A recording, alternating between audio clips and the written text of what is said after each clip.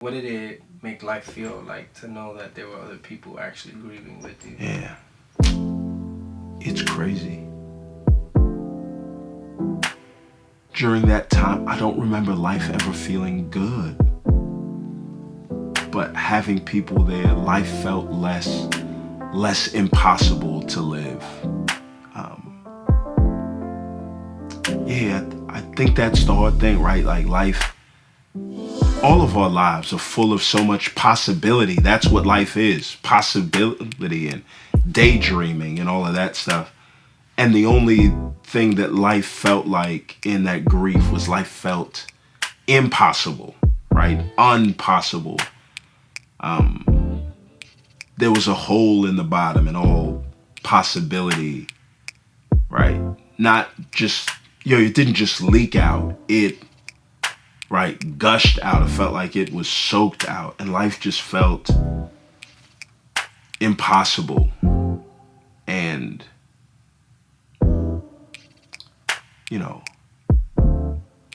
possibility and dreaming didn't come back slowly. But people in that meantime, like, it just felt like this constant reminder where the people in my life would just say, I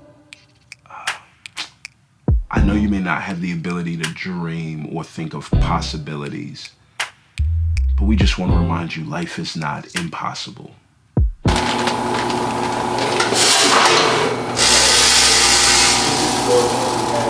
So this is what I'm saying.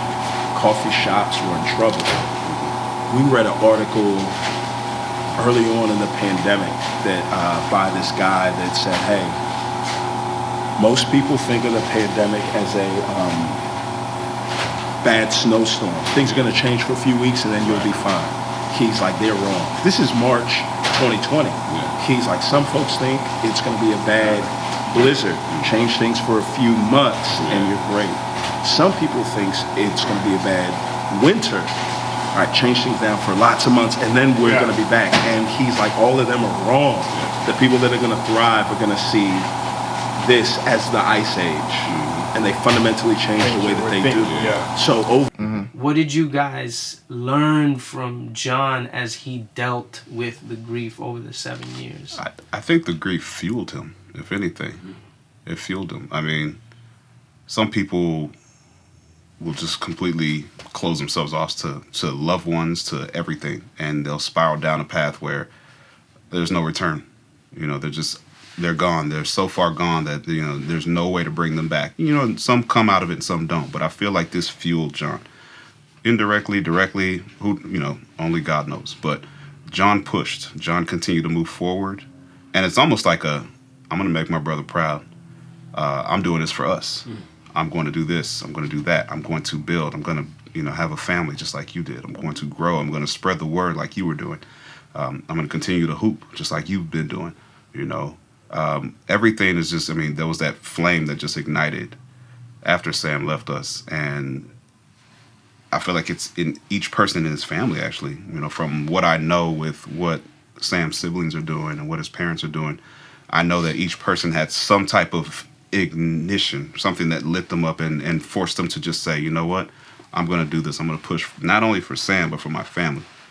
You can move to the other chair. Move to this one. It's fine. It's better for me if I'm gonna make that drive. It's better for me to make that drive. Oh, I didn't. If I knew, I would have let you come at 8. What? Okay. Yeah. But because you gave me 9:30 at first. Know, this is what so I said because he said it at first, I didn't want to change it. I know. Yeah. Remember, I've been working for more than 12 hours. So when I will be driving home on Sunday morning, at 5 mph or so, I will be singing, choruses. And at times, I will just forget. I say, I just woke up. And I start again praying.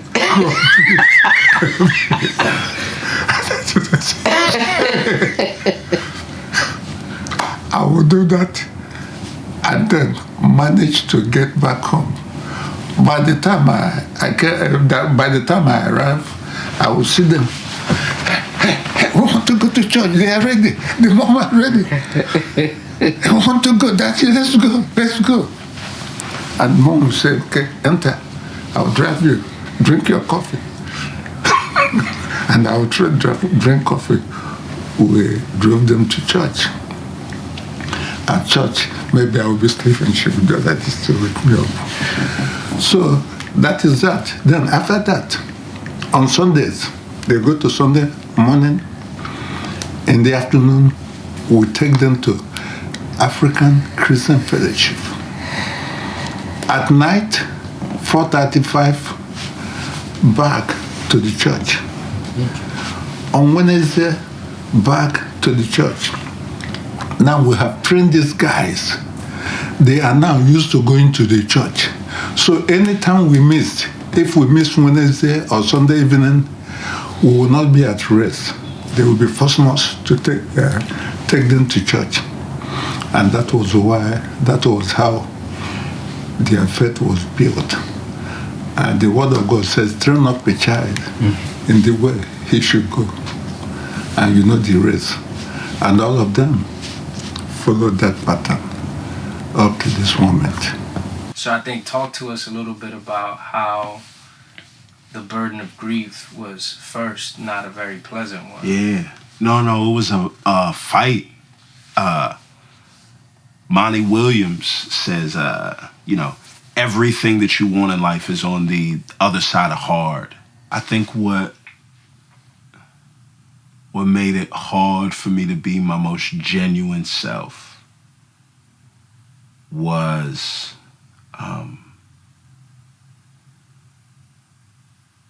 a fear of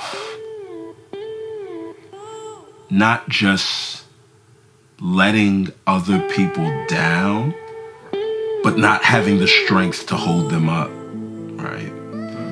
That was where I derived my sense of value or worth, right? Like, no, I hold people up. Like, I tell them about the goodness of God. I comfort them. They compliment me because of their, because of how my words in the past have had the ability to clear away the fog of ignorance and, right, like, light these fires of conviction. Like, I hold the world, I hold my world up. And when my world came crumbling down, I felt like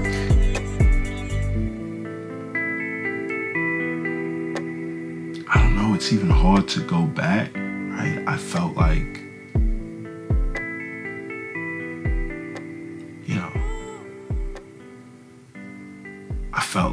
if this falls apart,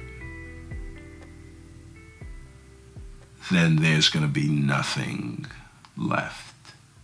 If what falls apart? My ability to hold up everything. If that falls apart, then there's going to be nothing left. And that people are going to see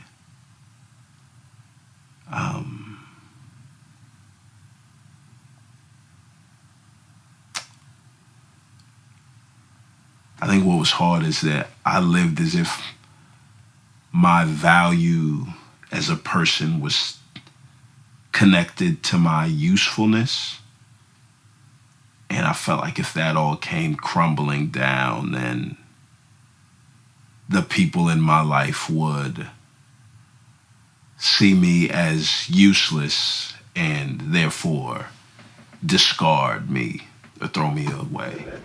Right? That the path towards this way is away from this one. The point that the text makes here is this. So many of us think that we can be hypocrites. and happy. And you can't. You know what it's like. We all know what it's like. To live life in one way and to think that if I can just hide that, then I'm good. But in your soul, you know it's not right. Here's the point. Listen, joy is reserved for forgiven people, not perfect people.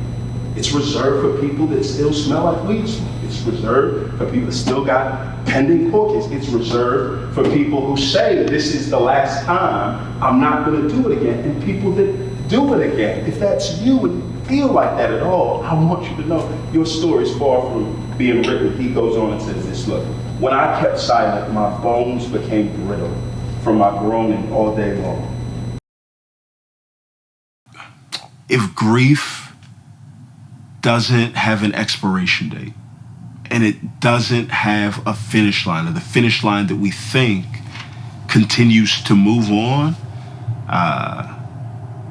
then I think the only way to progress is to have people that are in your life that don't have a finish line, that don't have a termination point, people in your life that have a commitment to you that's devoid of or else, right? That if you have people that don't have a finish line when it comes to you, then I think that's how you're best able to walk, right? With grief. Although I stumbled into this place accidentally, I discovered how much my joy or my sense of peace was tied to circumstances. I saw that so often the state of my soul, how I felt, was a reflection of my surroundings, right? Where when things went well, I would feel well. When things were bad, I would feel bad. And starting to get up at 4 a.m., it was this weird thing, right? I felt like, oh, this is my daily act of hopeful defiance. That I got up with this sense of, all right, I know that the sun is going to come up, right? So it's not like I get up and it's dark and I say, I wonder if the sun's gonna come up. I know the sun is gonna come up. It just hasn't come up yet. So it's this sense of daily me saying, do you know what? I'm gonna get up and I'm going to start on my day and I'm gonna wait for my circumstances to catch up, right? That the sun is gonna come up and I don't need to wait for the sun to rise, for me to rise, right?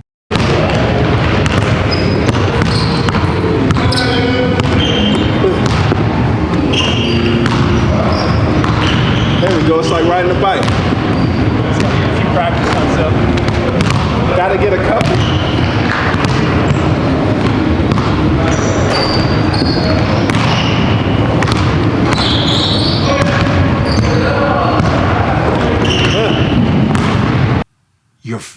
You're fighting gravity. And anybody that just states the facts and say, no, listen, that's gravity. It's holding you down. Now they become the object of your wrath. And so it's the same thing with grief.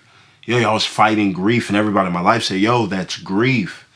My anger was extended towards them because I felt like they were